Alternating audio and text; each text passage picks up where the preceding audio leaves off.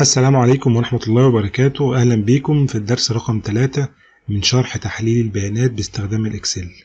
اتكلمنا في الدرس اللي فات عن أهمية وضع الداتا بتاعتنا في تيبل، ما نسيبهاش نطاق عادي، واتكلمنا في حوالي تقريبا 10 نقط. النهاردة إن شاء الله هنكمل آخر نقطتين، وهم أهم نقطتين هنتكلم فيهم. النقطة الأولى إن أنت تقدر تعمل سلايسر من غير ما تحول الداتا بتاعتك لبيفت تيبل. والنقطة الأخيرة إن أنت تقدر لو أنت حاطط الداتا بتاعتك في صورة جدول تقدر تحولها بسهولة إلى بيفت تيبل. بيفت تيبل طبعا بيديك إمكانيات كتيرة، من أهمها إمكانية التحديث التلقائي أو الريفريشمنت زي ما هنشوف دلوقتي مع بعض. خلينا كده نرجع للشيت بتاعنا ونشوف هنقدر نعمل سلايسر إزاي على الجدول. طيب ده الجدول بتاعنا. لو انا حابب اعمل مثلا سلايسر او فلتر على الجدول بكل بساطه شديده. لما بقف على الجدول دوت كده عندي خانه تصميم، هلاقي ايقونه السلايسر. اول ما بضغط عليها بيطلع لي مربع حوار بيسالني، بيقول لي انت محتاج تعمل فلتر على اي اساس. فلتر على السنه، على المنص، على المنطقه وخلافه. خلينا مثلا نحط سلايسر على السنه وسلايسر على المنطقه. خلينا نختار المنطقه الكبيره اللي هي الجفرنيت. على طول هنا هيطلع لي جدولين، جدول فيه السنين اللي حصل فيها مبيعات، والجدول التاني فيه المناطق اللي اقدر من خلالهم اعمل تصفيه. لو جينا بصينا هنا مثلا كده وضغطنا مثلا على اسكندريه، على طول هيعمل لي ريفريشمنت او هيعمل لي تحديث للداتا بحيث ان هو يطلع لي اسكندريه بس. اقدر الغي التحديد دوت عن طريق ان انا باجي هنا واعمل الغاء عن طريق الزرار ده كده. اول ما بضغط عليه بيشيل التحديد او بيشيل الفلتر اللي كان موجود. كذلك برضو لو انا حابب اعمل فلتره للداتا بتاعتي على اساس السنه، عندنا 2017 و18. طبعا هنا عامل لي زرار ثالث فارغ لان في داتا تحت فاضيه. فلو اخترت مثلا 2017 هيجيب لي مبيعات 2017 فقط. لو جيت نزلت تحت كده مش هيلاقي اي حاجه غير 2017. دي كده ميزه ان انا اقدر اعمل سلايسر او فلتر بسهوله شديده جدا وبسرعه على الداتا. ما اقدرش اعمل القصه دي من خلال الداتا بتاعتي اللي موجوده في نطاق عادي مش منظمه كجدول نظامي. نيجي للنقطه اللي بعد كده، والنقطه المهمه وهي نقطه البيفت تيبل. انا لو عندي نطاق بيانات زي دوت حابب احوله لبيفت تيبل، بقف في اي خليه. بعد كده بروح على قائمه insert، بلاقي عندي خيار في اول خيار اسمه بيفت تيبل، بضغط عليه. اول ما بضغط على انشاء بيفت تيبل او insert بيفت تيبل بيظهر قدامي مربع الحوار ده، بيسالني حبه اسئله. باي ديفولت هو بيحدد نطاق البيانات اللي انت واقف عليه، سواء كان جدول او نطاق بيانات عادي. لاحظ هنا مختار لي رينج محدد او نطاق، اللي هو حتى عمل لي برضو سيلكشن عليه زي ما انت شايف كده. بعد كده بيسالني بيقول لي انت عايز تعمله في ورقه عمل جديده ولا في نفس الشيت. طبعا باي ديفولت هو بيختار ان احنا نعمله في شيت جديد. هتضغط اوكي، على طول هيقوم رايح فاتح لك ورقه عمل جديده. وده شكل التنسيق بتاع البيفت تيبل. طبعا احنا شرحنا البيفت تيبل باستفاضه في كورسات سابقه، ولسه ان شاء الله هنتكلم طبعا عن تفاصيل اكتر فيه في خلال الكورس بتاعنا. خلينا نقول مثلا ان احنا محتاجين نحط فيه الصفوف المناطق، ونحط في القيم بتاعتنا اجمالي المبيعات زي ما هو موضح قدامك كده. خلينا نكبر شويه عشان خاطر، او بلاش المناطق عشان خاطر نخلينا نصغرها شويه. خلينا نحط مثلا السنين عشان هنعمل حركه دلوقتي. طيب دلوقتي عندنا 2017 و2018 و2019. دي كده اجمالي المبيعات بتاعت كل منطقه. احنا كده عملنا بيفت تيبل من داتا عاديه. هيتبقى لينا هنا مشكله، وهي في حاله ان انا لو عدلت على الداتا اللي بره ايه اللي هيحصل عندي. خلينا نيجي كده على الداتا دي ونعدل عليها. وقبل ما نعدل عليها خلينا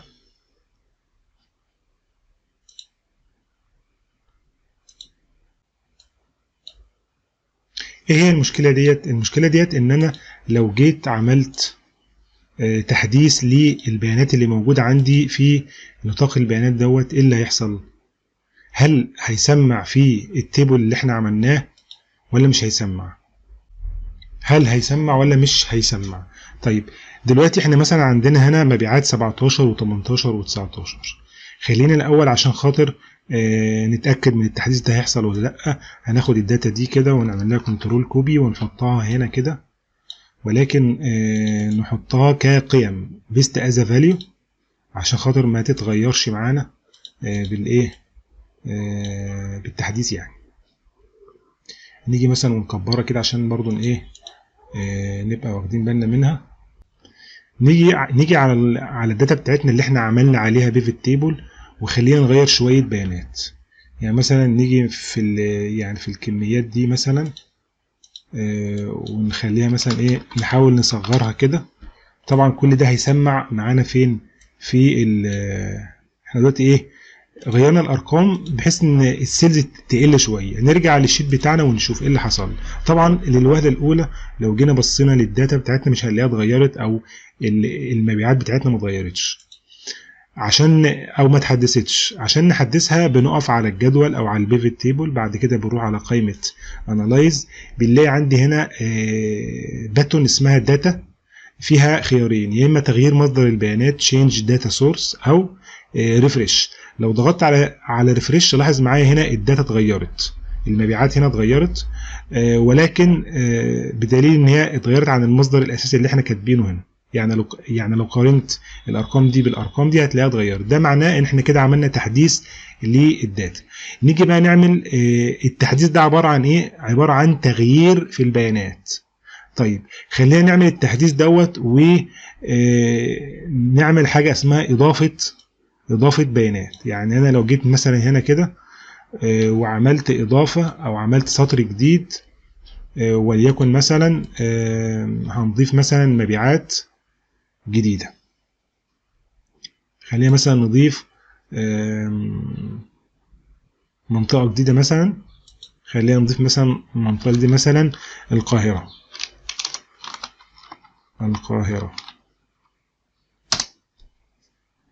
القاهرة مثلا باعت نفس المبيعات دي مثلا وليكن.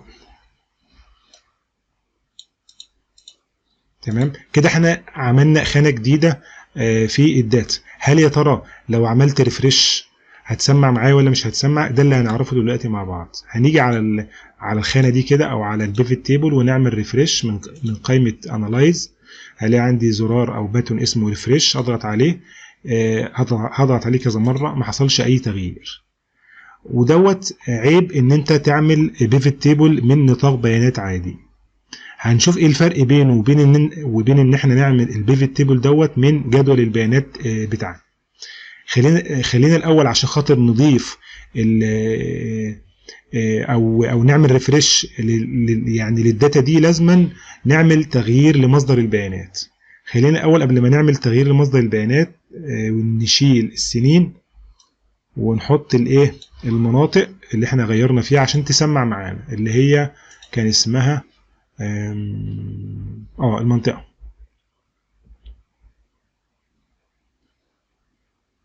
هنيجي هنا كده ونيجي على المنطقة ونحطها هنا. لاحظ معايا هنا مفيش القاهرة بالعربي، طبعا في كايرو بالانجلش، احنا كتبنا القاهرة بالعربي. لو عملنا ريفرش مش هتظهر. طيب خلينا بقى عشان نخليها تظهر نعمل برضو من قائمة انالايز، هتلاقي حاجة اسمها change data source او تغيير مصدر البيانات. هيفتح لي مربع الحوار دوت. طبعا مربع الحوار زي ما قلنا هو نطاق بيانات، مش اسم النطاق. فانا هاجي مثلا عشان احدد واضيف هاجي على اي خلية هنا كده واعمل كنترول ايه، وبعد كده اعمل موافق. كده انا غيرت نطاق البيانات، على طول عمل ريفريشمنت وضاف لي القاهرة او اي داتا جديدة او اي صف جديد. كذلك بالنسبة برضو للاعمدة، عشان اعمل اضافة لعمود او لصف لازما في كل مرة اعمل تغيير للداتا سورس. طبعا دي طريقة مش عملية اكتر، خصوصا لو انت عندك جداول كتير ومحتاج تعمل ريفريشمنت يعني، او محتاج تضيف على طول بيانات. طيب نشوف بقى الفرق بين الكلام دوت، ويعني الكلام ده بينه وبين ان انت تعمل بيفت تيبل من جدول بيانات. نيجي مثلا ل ده التيبل اهوت. طبعا خلينا نعمل هنا نحذف دول.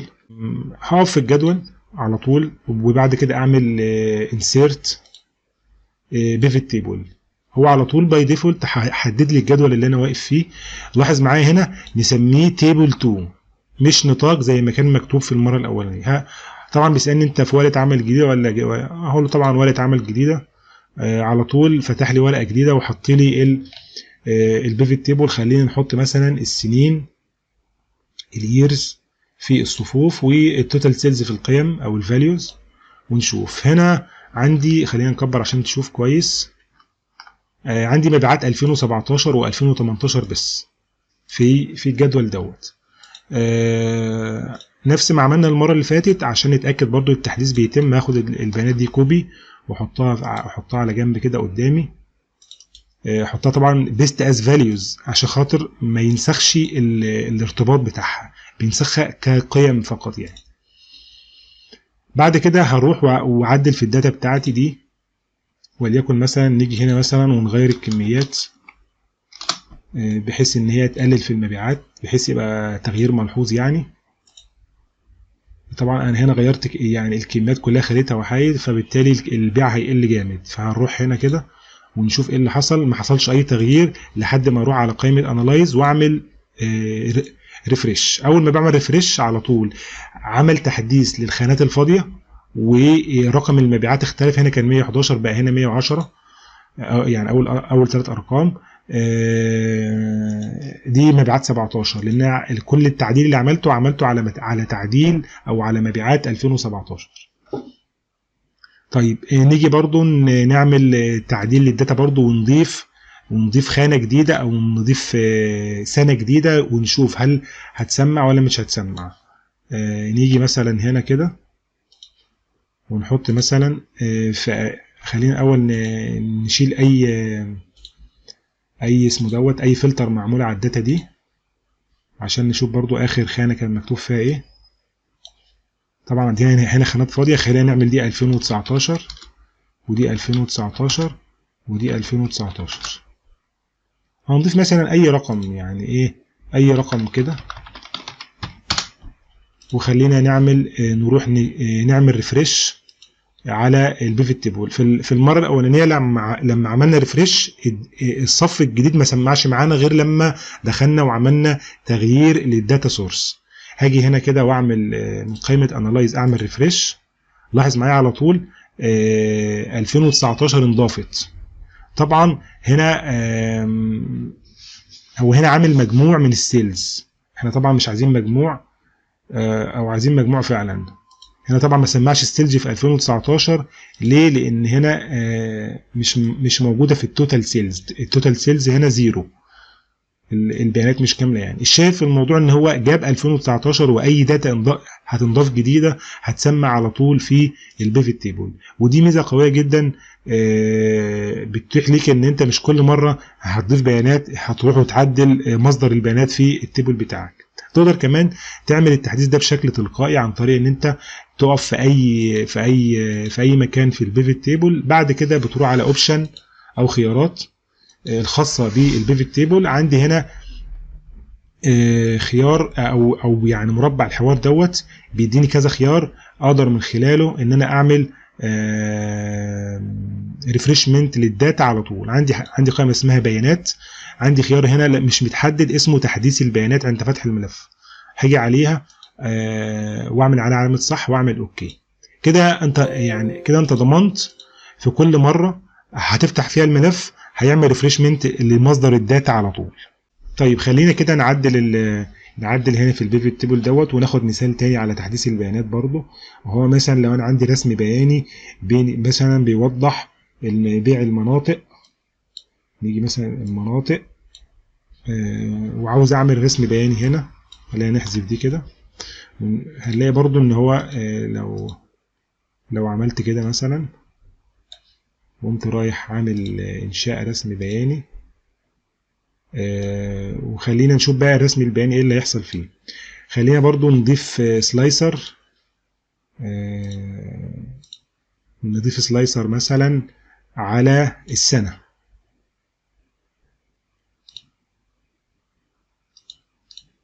نقول موافق.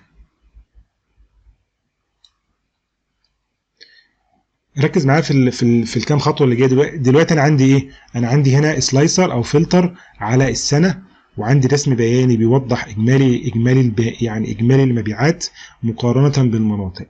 لو انا ضغطت مثلا على 2017 على طول عمل لي ريفريشمنت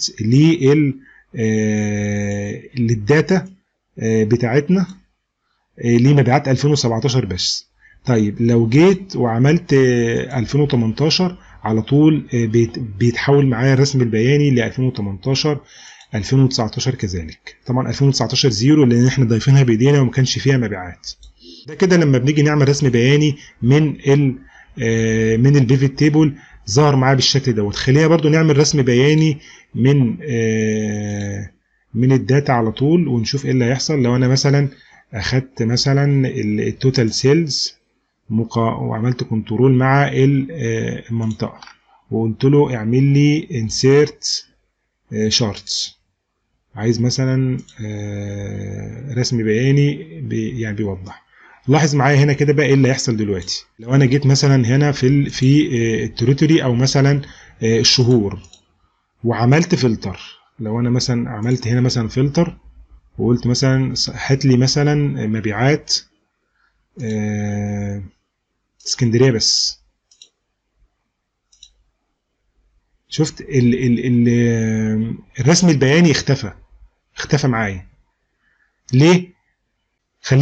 خلينا نشوف المشكله دي حصلت ليه. لو جيت وقفت على الشرط كده وعملت دبل كليك هيظهر لك تنسيق للمخطط دوت، وجيت هنا كده في الابعاد بتاعته هتلاقي حاجه اسمها البروبرتس او الخصائص. في البروبرتس بتاعه الشارت دي هتلاقي عدم نقل الخلايا او تغيير حجمها. الخيار التاني دوت لو علمت عليه وجينا بعد كده عملنا الفلتر اللي احنا كنا عاملينه وليكن مثلا على أليكس فقط، هلاقي برضو الداتا اتعدلت معايا وفي نفس الوقت الشرط ده ما اختفاش. النقطة دي ما بتحصلش معانا في او المشكلة دي مش بتحصل معانا لما بنيجي نعمل شارت مبني على بيفت تيبل من خلال تيبل مش من خلال داتا. اعتقد بعد الكام نقطة دول خلينا نعمل مراجعة سريعة كده على الكام نقطة. ليه تحط بياناتك في جدول مش تحطها في نطاق بيانات عادي؟ قلنا 11 نقطة، اهمهم طبعا سهولة تحويل الداتا لبيفت تيبل واهمية البيفت تيبل او مميزات البيفت تيبل وانت شغال، سهولة اضافة سلايسر ان انت تقدر تضيف بيانات بسهولة وتقدر تستخدمها بفاعلية، كمان اعادة ضبط الجدول عند اضافة اي عمود. يعني كل اللي احنا اتكلمنا عليه في المحاضرة دي والمحاضرة اللي فاتت. اتمنى اكون فدتك. احنا كده عشان ما اطولش الدرس اكتر من كده خلصنا الدرس رقم 2، وان شاء الله اشوفك في الفيديو اللي جاي. ما تنساش تعمل اشتراك على قناة اليوتيوب، ولو عندك اي سؤال او استفسار سيبولي في التعليقات. والسلام عليكم ورحمة الله وبركاته.